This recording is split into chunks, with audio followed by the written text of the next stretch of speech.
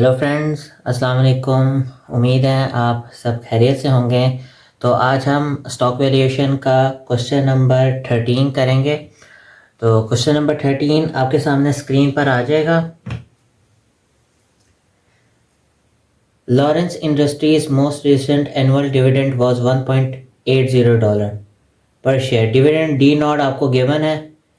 Firms required return is 11%।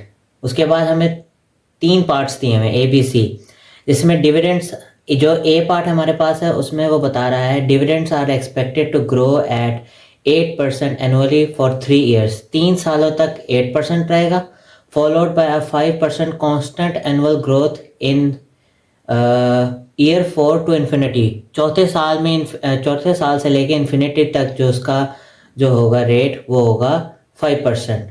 इसी तरीके से हमारे पास बी गिवन है जिसमें वैल्यूज़ थोड़ी सी डिफरेंट हैं, जिसमें 8% हमें दिया हुआ लेकिन फॉलोड बाय 0% है, और सी में फॉलोड बाय 10% है। बाकी सारा सेम है।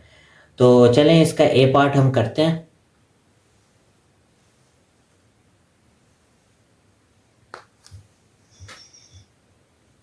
क्वेश्चन हमारे पास है 13। तो हमें जो गिवन है वो है डी नॉट 1.80। ये हम ए पार्ट कर रहे हैं अभी।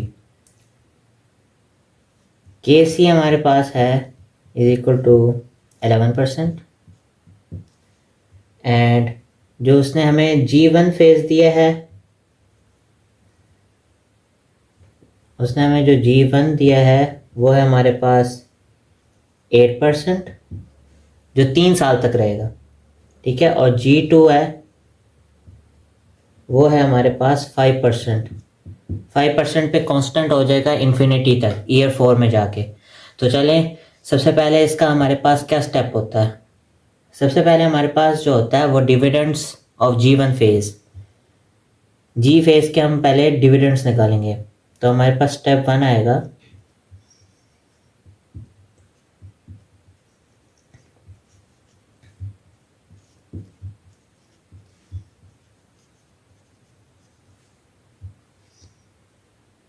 तो D1 हमारे पास है 1.80, 1 प्लस 8%। हमारे पास वैल्यू आ गई है 1.94। उसके बाद हमारे पास आ जाता है D2। अब हम इस वैल्यू को इधर ले आएंगे। 1.94 इंटू 1 प्लस 8%, क्योंकि 3 साल तक है तो हम 8% ही लिखेंगे। हमारे पास वैल्यू आ जाएगी 2.10। और D3 जो है हमारे पास, इसको हम इधर ले आएंगे। 2.10 into 1 plus 8% is equal to 2.27। हमारे पास आंसर आ जाएगा इसका। ठीक है। उसके बाद हमारे पास क्या स्टेप होता है, उसके बाद हमने इसकी प्रेजेंट वैल्यूज़ निकालनी है।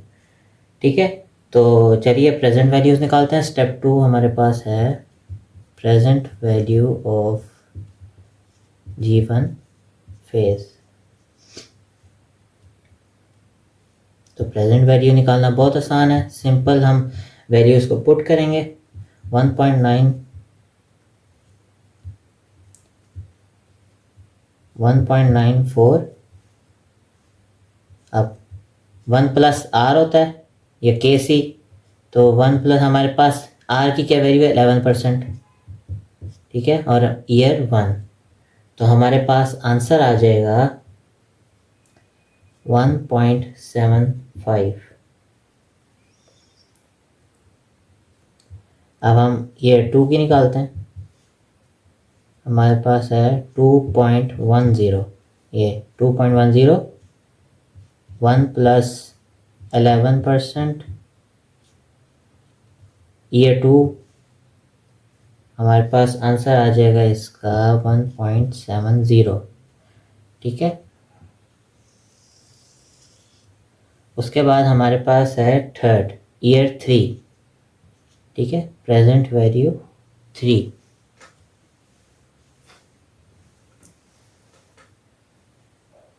तो 2.27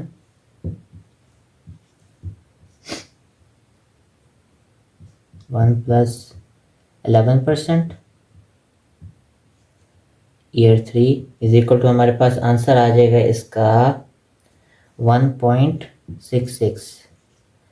तो हमने G1 जब हम आखिरी हम स्टेप 6 करते हैं तो हमने प्लस करना होता है प्रेजेंट वैल्यूज़ को। तो हम इन प्रेजेंट वैल्यूज़ को प्लस करते हैं तो हमारे पास आंसर आ जाता है 5.11। ठीक है। अब स्टेप 3 क्या होता है हमारे पास? Dividend of G2 phase. ठीक है, डिविडेंड ऑफ G2 फेज। तो सिंपली हम करेंगे 2.27 को इधर लेंगे, 2.27 इंटू G2 फेज का हमारे पास क्या था? 1 प्लस 5% था। ठीक है, तो हम 5% लिखेंगे। हमारे पास आंसर आ जाएगा इसका 2.38। अब स्टेप 4, अब हमने क्या निकालना है? Common stock. ठीक है, तो कॉमन स्टॉक हम फाइंड करेंगे। अब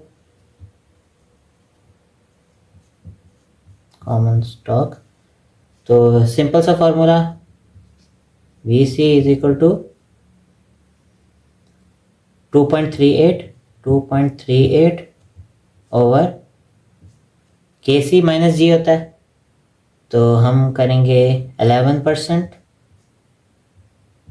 माइनस, यहाँ पे हमने G2 की वैल्यू लिखनी है, ये याद रखिएगा। तो हम यहाँ पे लिखेंगे 5%। ठीक है, हमारे पास इसका आंसर आ जाएगा 39.67। अब स्टेप 5 पे हम चलते हैं। स्टेप 5 क्या होता है? अब प्रेजेंट वैल्यू हमने निकालनी है। ठीक है ना, तो present value of G2 phase.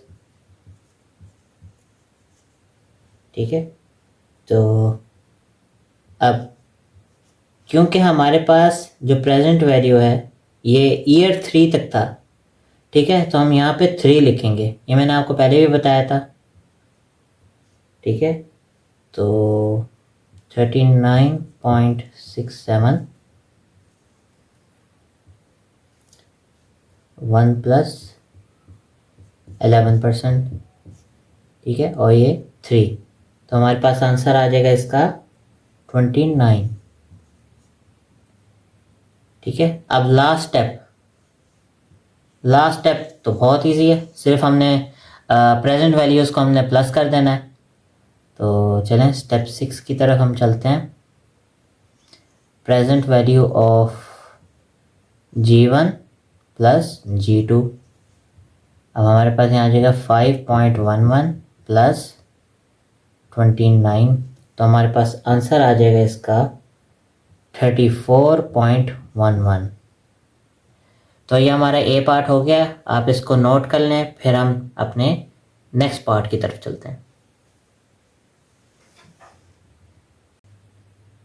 तो चलिए अब हम अपने पार्ट बी की तरफ चलते हैं। थोड़ी सी चेंजेस हैं, ज़्यादा नहीं है। स्टेप 1 एंड 2 हमारे सेम रहेंगे।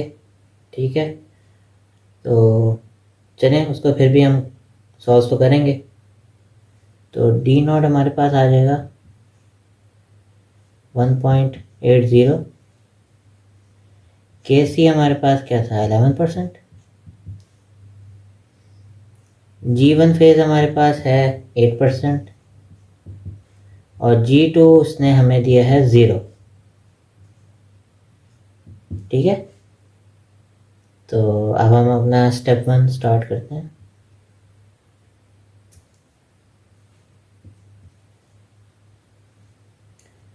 पहले हम डिविडेंड्स निकालेंगे। ठीक है, मैं अब स्टेटमेंट नहीं लिखूंगा, आपको अब समझ आ गई होगी।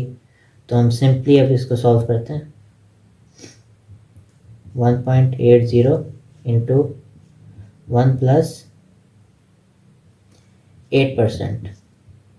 Is equal to 1.94, D2 is equal to 1.94 into 1 plus 8% is equal to 2.10, D3 हमारे पास है 2.10 into 1 plus 8% is equal to हमारे पास आ जाएगा 2.27। इसको सही करके लिख देता हूँ उनको ताकि कंफ्यूजन ना हो। 2.27, ठीक है। अब हम अपना स्टेप 2 करेंगे जिसमें हमने प्रेजेंट वैल्यूज़ निकालनी है, ठीक है। तो प्रेजेंट वैल्यू फर्स्ट ईयर की हमारे पास है 1.94 ओवर 1 प्लस कितने परसेंट है 11% इज इक्वल टू 1.75, ठीक है। उसके बाद हमारे पास आ गया P2 प्रेजेंट वैल्यू ईयर 2 की 2.10 over 1 plus 11% year 2 is equal to 1.70 और प्रेजेंट वैल्यू ईयर 3 हमारे पास है 2.27 ओवर 1 प्लस 11%, तो हमारे पास इसका आंसर आ गया था 1.66। तो हमारे पास जो प्लस करने से हमारे पास आई थी आंसर आया था वह आया था 5.11 इसका हमारे पास आंसर आ गया था, ठीक है। अब यहाँ पे हम अपना स्टेप 3 करेंगे। स्टेप 3 में हमने डिविडेंड ढूंढना था, ठीक है ना। तो हमारे पास आ जाएगा D4 इंटू 2.27 ये वाली वैल्यू आएगी, ठीक है ना, इंटू 1 प्लस 0% है, G2 फेस का कर रहे हैं तो 0 आ जाएगा। हमारे पास आंसर 2.27 ही रहेगा, ठीक है। उसके बाद हम स्टेप 4 पे आ जाते हैं जिसमें हमने अपना present value of common stock निकालनी होती है, ठीक है ना। तो चलें, इसको आप कॉमन स्टॉक भी लिख सकते हैं, present value of common stock भी लिख सकते हैं, ठीक है ना। तो हम इसको कॉमन स्टॉक ही लिखेंगे ताकि कंफ्यूजन ना हो, अलग अलग रखते हैं आपको कंफ्यूजन हो जाएगी। कॉमन स्टॉक, ठीक है। तो हम कॉमन स्टॉक निकालेंगे। हमारे पास है 2.27 ओवर 11% माइनस 0, तो हमारे पास आंसर क्या आएगा, हमारे पास आंसर आ जाएगा 20.64। अब स्टेप 5 हमारे पास, अब हमने प्रेजेंट वैल्यू निकालनी है। तो प्रेजेंट वैल्यू क्योंकि 3 तक था तो हम 3 लिखेंगे इधर, ठीक है। तो 20.64 ओवर 1 प्लस 11% और 3, हमारे पास आंसर आ जाएगा 15.09। अब सिंपली हमने ऐड कर देना इसको स्टेप 6 में, ठीक है ना। G1 प्लस G2, तो हमारे पास आंसर आ जाएगा 5.11 प्लस 15.09 इज इक्वल टू 20.21। यह हमारे पास इसका आंसर आ जाएगा, आंसर आ गया है पार्ट बी का। तो यह आप इसको नोट कर लें, फिर हम पार्ट सी की तरफ चलते हैं। आई होप आपने इस क्वेश्चन को नोट कर लिया होगा। तो हम पार्ट सी की तरफ चलते हैं। तो पार्ट सी में देखें हमारे पास जो G2 है वो हमें 10% गिवन है, ठीक है ना। हम इसको मिटाएंगे नहीं, हम इसी में ऑल्टर करेंगे, ठीक है। 10% हमें गिवन है, ठीक है। अब यहाँ तक जो हमारे पास स्टेप 1 स्टेप 2 क्योंकि 8% है वो सेम रहेगा, 5.11 आएगा हमारे पास आंसर, ठीक है, तो हम यहाँ पे ऑल्टर करेंगे। हमारे पास जो स्टेप 3 है हम उसमें करेंगे। तो हम यहाँ पे हमारे पास आ जाएगा 10%, ठीक है, और इसका जो हमारे पास कैलकुलेट करने से आंसर आ जाएगा वो आ जाएगा 2.49, ठीक है। अच्छा, अब गौर से देखिए, अब हम इसको हम मिटा देते हैं। मैं आपको चाह रहा हूँ कि क्लियर हो जाए, आपको आप कंफ्यूज ना हो, तो हम इसको मिटा ही देते हैं। इसको हम दोबारा करते हैं, ठीक है। आपकी आसानी के लिए आप दो क्वेश्चंस को मिक्स ना कर दें, ठीक है। अच्छा, अब हमारे पास स्टेप 4 क्या होता है? स्टेप 4 में हमने कॉमन स्टॉक निकालना होता है, ठीक है। तो हम कॉमन स्टॉक की वैल्यू निकालते हैं। VC इज इक्वल टू हमारे पास आ जाएगा 2.49, ठीक है। तो KC हमारे पास है 11% माइनस 10%, क्योंकि G2 फेज का है ये याद रखिएगा। तो ये हो जाएगा 10%। तो हमारे पास इसका आंसर आ जाएगा